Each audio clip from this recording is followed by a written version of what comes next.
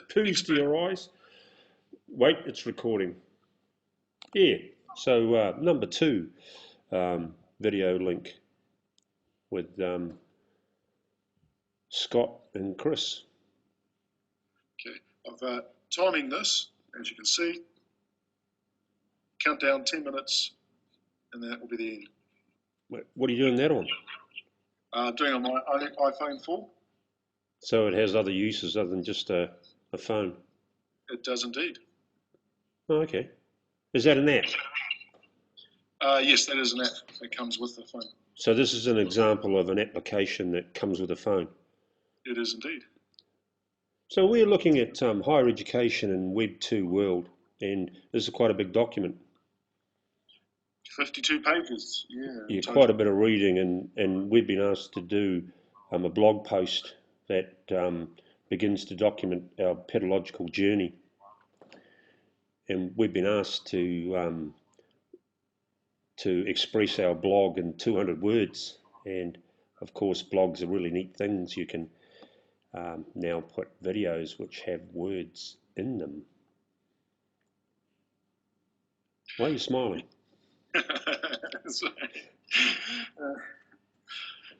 There's I'll start since you like making funny faces. Yeah. So we've had a read through this blog, yep. And there was a number of areas that I think need highlighting. And the first one that came to mind, or that I found in there, yep. was the 21st century skills and how these relate to 21st century employability. Yep. And they're linked between the both of them and Web 2. Right. Keep talking. Some of the skills that they highlight are communication. Yeah. And of course, that's vital in the modern age and has always been vital to humans as a whole. Collaboration. And is this in the key findings?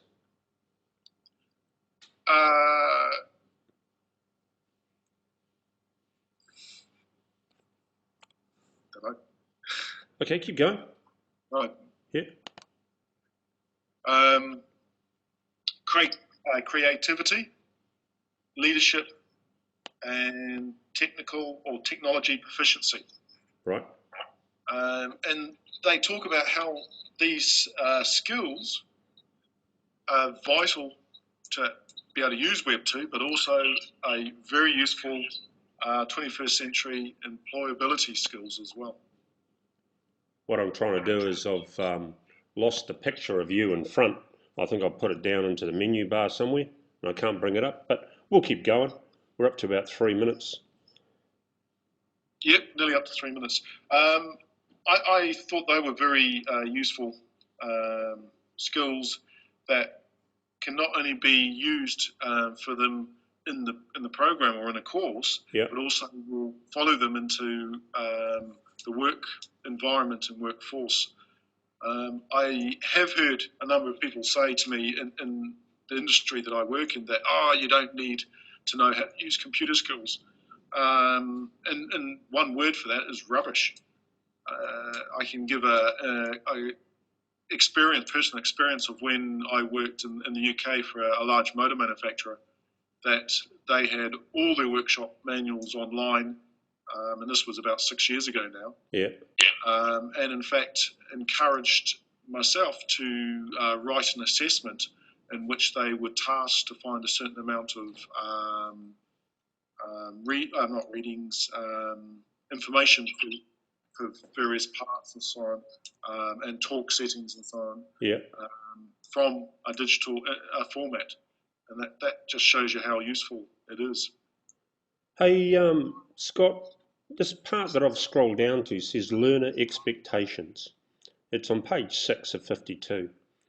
And about the third bullet down, the second bullet down, face-to-face contact with staff, it's a personnel element in study, and that matters to students. And yet, if they're not in front of the class, how can we get it so it's more like face-to-face? Well, I think the problem with classrooms is that you're there from 9 to 3 or whatever time you're there in the classroom. Yeah. But in truth, I believe the students actually learn more and analyse data more when they're away from the classroom. Yeah. When they're at home, they're getting their information and they're trying to write up their blogs. And that's when they really start to think and analyse the data that they had collected during the day and think about it. Yeah. If they had access to a video link, like we're doing now, not only with a lecturer, but maybe with colleagues or fellow students, then they could have a face-to-face or have more access to face-to-face than traditionally they might have had. Yep. I think I've got you back up in the video square again. Technology, eh? Hey, another thing that I was looking at is, and this is on the same one, learner expectations, because really that's our main focus is on the learner. Imagining technology used for social purposes in a study context presents conceptual difficulties to learners. So how can learners conceptualize what we're talking about unless we actually show them? And this is what this bullet point, the third one down here, is, as well as challenging to their notations of space. So how do we know what their expectations of space is? Like, you're in Auckland and I'm 2 hours 150k north of Auckland, and we're working on the same thing at the same time. Yeah, it means that the classroom is not defined to 4 walls. We can actually expand the classroom to our planet, wherever anyone is, as long as we have connectivity. And that, and I've seen this, I can't remember what company did it, but a video of a student sitting on the beach in the sunshine with his laptop beside him, studying. And why can't we move towards this? Why do we have to be inside 4 walls? And that's what that learner expectation, the third bullet point, says. It says they need demonstration, that's what we're doing, persuasion, and room to experiment in this context. Because if we ask them to do it and it hasn't been demonstrated, and if we don't persuade them or talk about why they need to do it, and the how fors and whatever, and then get them to experiment, just like I was doing before, because I lost, the picture of you, even though we're recording it, the live picture, which I think is quite relevant, so that when now I'm in the document, hopefully you can see my mouse moving. But yeah, interesting, eh? And what about that next thing about, this is learner expectations about staff capability with IT? Well, yeah, obviously the students expect staff to have certainly a reasonable understanding of how to use the various technologies. Of course, because we're smart, because we're staff, we all have that. We know everything, maybe. We don't? But thought we did. Obviously, as technology moves forward, the older you get, generally people find the harder to keep up with technology because it's a new thing rather than something that was always there. Bit of a digital divide? Well, yeah, that's where it comes in the digital divide, and that brings in another factor of the haves, what they call the digital haves and the digital have-nots. Now, that can be as simple as you've got lots of money, so you can buy a laptop, but I haven't got much money, so I can't afford a laptop. So am I then disadvantaged? How are we going to approach this problem? Or is that like, here's another example that I use quite a bit, is that like, I have a cell phone, but I want one of these?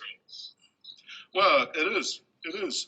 And that's something we have to look at and take fully into account is if we expect our students to have the equipment, how are we going to approach so they do all have the equipment and aren't disadvantaged by the Web 2 tools, I suppose you could say. And then it's the students' practical skills with ICT. We need to harness them by staff to good effect. True? Yeah. Both for learning and for delivery? Yes.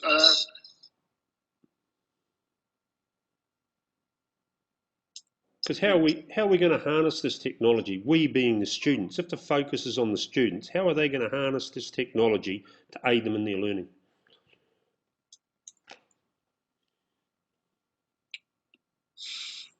Mind blank.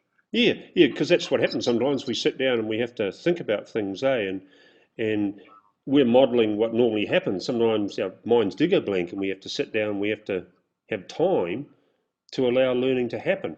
And it's not by 200 words, it's by conversation and by, hard stuff.